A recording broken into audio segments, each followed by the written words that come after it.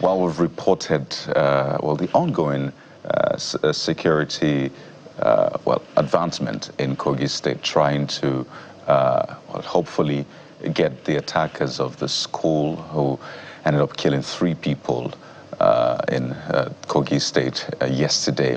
We must also speak to what happened in neighboring FCT, Abuja. And by the time you do the mapping of insecurity in Nigeria, you begin to understand the movement and the activities of these terrorists.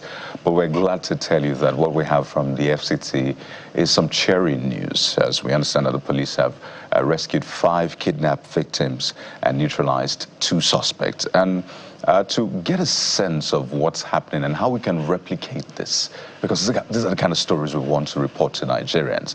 We're joined on the program by the Commissioner of Police, Schools Protection Squad Force headquarters in the nation's capital, Abuja.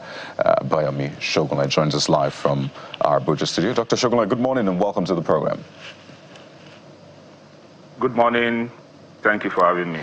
So, there is that big operation that we saw in the FCT, and there's been commendations here and there. But on the flip side, there's been the attack in Kogi State, which is just next to the FCT. Incidentally, this attack was on a soft target yet again, schools. So perhaps you can juxtapose these 2 events and the work that you're doing, because for a lot of people, Schools Protection Squad, they probably haven't heard about that before. So speak to us about the work that you're doing first, how widespread is the work, and the kind of results you're getting. All right, thank you very much. I think before we continue, I would like to make a request that we should widen the scope of this discussion to securing schools in Nigeria, not just limiting to the Federal Capital Territory alone, because that's actually by the mandate of my office, of the unit I'm heading. Then coming straight to your question, you know, I will try to do 2 or 3 things this morning on your program. First of all, to give an explanation or to dissect what the security nature that we are currently experiencing, what is it all about, to give an insight, then also to give an assurance to the public. You know, looking at the successes recorded in the past few weeks and months in FCT, across Nigeria, in Lagos State, in Oyo State, you know, we're going to see that we have moved from a shift into actually confronting these security challenges, unlike what used to happen in the past, like some years ago, where you will only hear of attack, and for weeks, for days, all we'll keep hearing is that security forces are on the trail. But if you look at the news coming out from across the country, you're going to see that there's a shift in that, and the security agencies, the Nigerian police and other security agencies, have been confronting all these bad elements every time they come out. And also, security forces have continued to be proactive in preventing a lot of attacks from happening, actually taking the fight into the forest, into the dens of these criminal elements. And then coming back to kind of giving an insight as to what we are saying now, is that you're going to discover that, you will notice rather, that since around the ending of last year, and in the past few weeks, since the security cooperation between the federal government of Nigeria and the government of the United States started, you're going to see that a lot of successful coordinated attacks on terrorist location in different parts of the forest in the country have been taking place in conjunction with Nigerian security forces as well as the U.S. military. And in the hundreds of terrorist elements have been eliminated let me use the word that everybody is using, killed. They have actually been killed, because sometimes when we say eliminated or when we say neutralized, maybe some people are not getting the meaning of that word. And what it means is that several hundreds of terrorists have been killed. And the few ones, and these operations is going to continue, and in some few weeks, we're going to see calmness and quietness across the length and breadth of the country regarding these terrorist activities. Now, the few attacks, very few isolated attacks that we have seen, are being carried out by the remnants of these fleeing terrorists that are receiving heavy hits in their hideouts. And even at those few isolated attacks that we are seeing, because we expect that it's going to happen when such large-scale operations are going on, you will also see that security forces, Nigerian security agencies, have been responding in quick time to those attacks and also bringing those terrorists down. And let me say, each group that comes out to try to attack any facility, one thing we are bent on doing is that we'll make sure that they won't have that chance to repeat such acts again. All right. We'll interrogate that position by looking at, the most recent kidnap and killing incidents in some states of the Federation later on, against the backdrop of what you have said.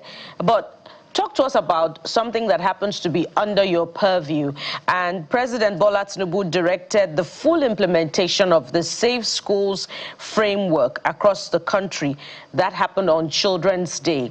Now, help us understand what this National Safe School Response Coordination Center, what it looks like beyond this nomenclature on paper currently for schools across the Federation. All right. Answering that question specifically, implementation of the Safe School Declaration is ongoing and has been ongoing. There's actually an implementation plan which covers the 2021-2026, and a new framework has been worked on and will be released. What it's simply doing, or what we simply do at the Safe School Squad, or the School Protection Squad at the Nigerian Police Force, is to coordinate security for all schools across Nigeria. And how have we been doing this? We have been doing this in partnership with all educational stakeholders in Nigeria. Protection of schools is a whole societal or a whole society approach. That's the best way to go about it, involving everybody. And how have we been doing this? We have specially trained police officers cut across each of the senatorial districts in each state of the Federation. In each state, we have an assistant commissioner of police who is the AC operations in the state and also the coordinator of the School Protection Squad. We get intelligence, we work on intelligence, we get information from members of the public. We also have a squad that is responding should there be any attack. But basically, what the Safe School is, or we have been doing in the Safe School, is to being proactive, and a lot of attacks have been prevented on schools in Nigeria, and this has gotten international commendation from global educational stakeholders. Pardon me, sir. If I may come in there are perhaps, nearly, maybe more than 150,000 public schools in Nigeria.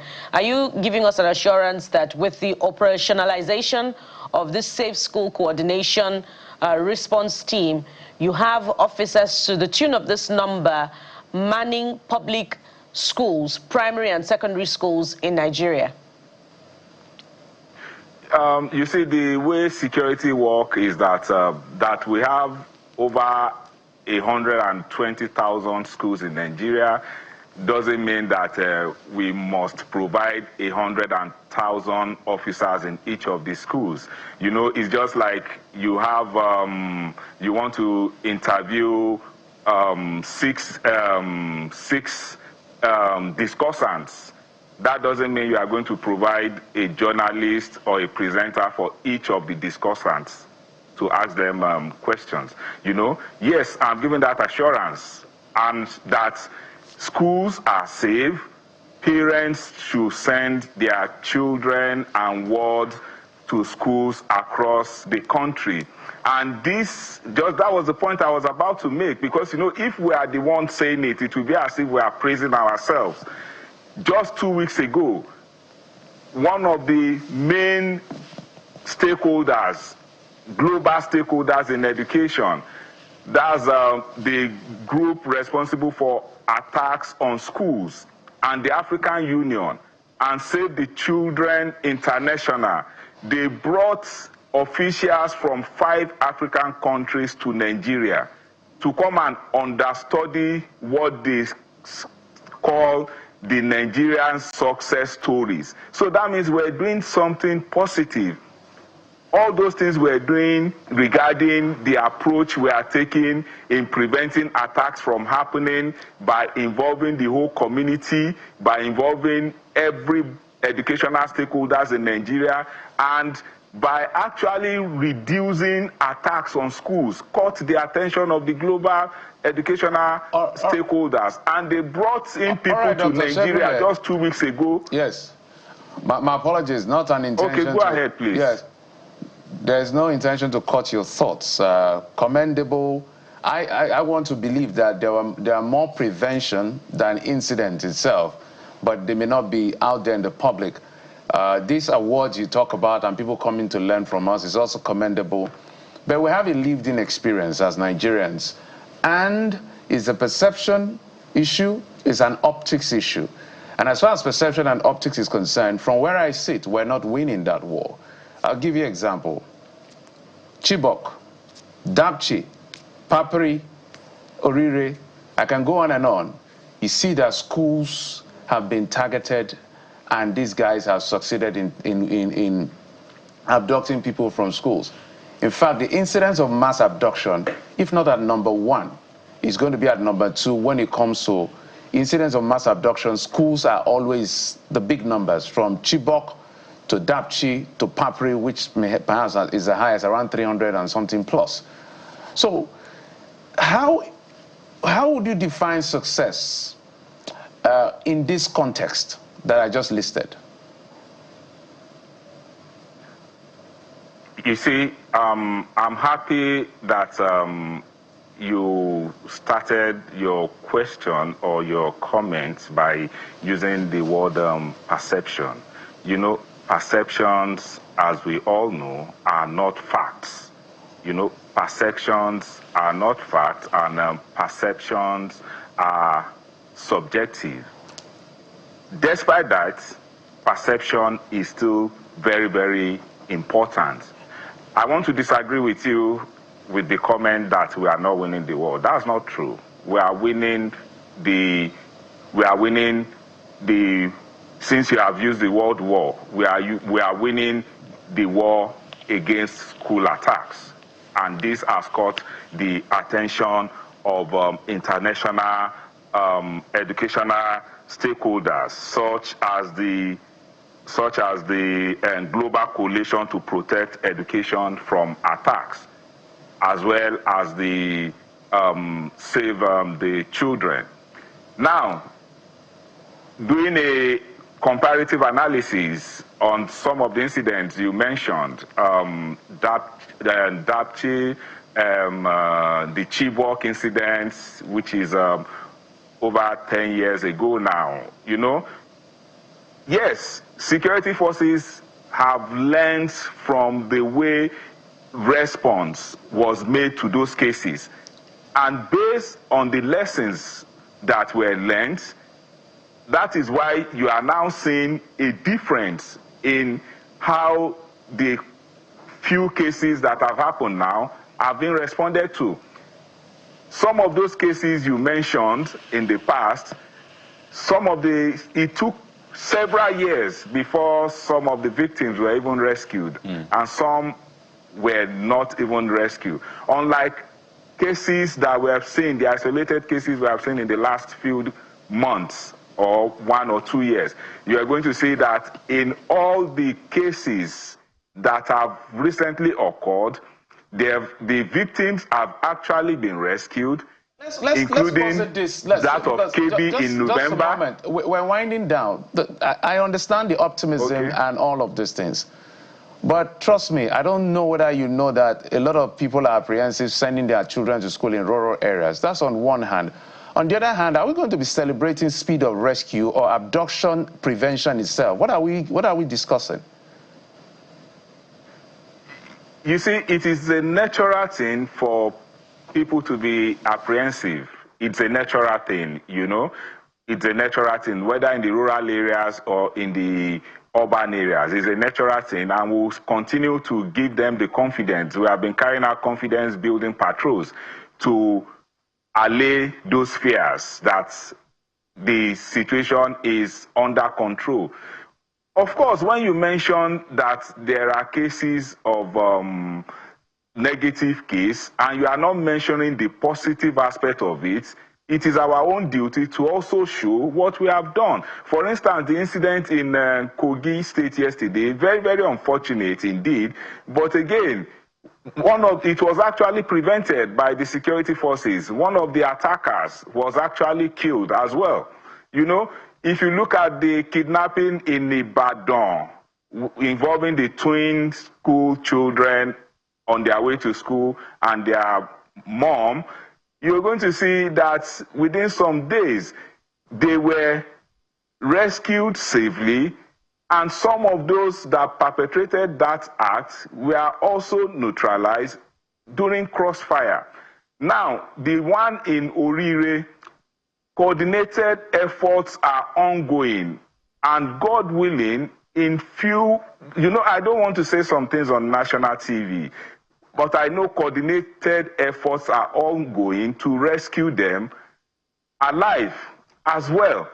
So I want to give the assurance that send your children, send your words, schools are safe. Well, then if there is any crisis or any information, we have a phone number that you can reach us. And this has actually helped in preventing a lot of cases and also responding to cases.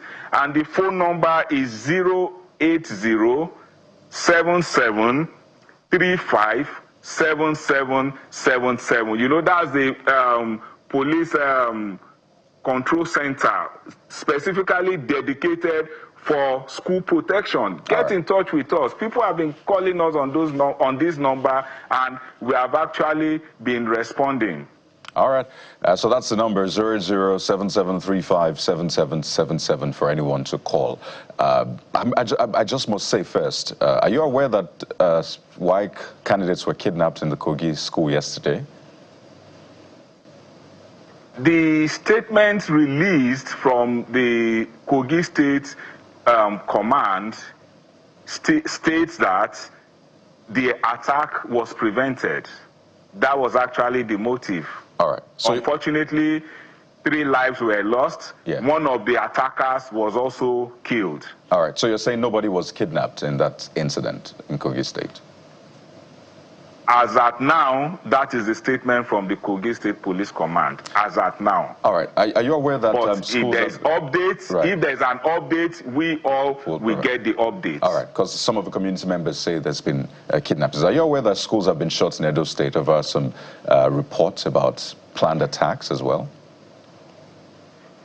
You see, unfortunately, we don't have control over whether schools will be for those closing schools. You know, education is under the concurrent list. Right. So a state government can decide to close their school. Okay. Even a private school can decide to say they are not coming to school. But what I will say is that there is actually no basis for those schools to be closed. No. Some of the reasons being used for these school closures are just unverifiable rumor.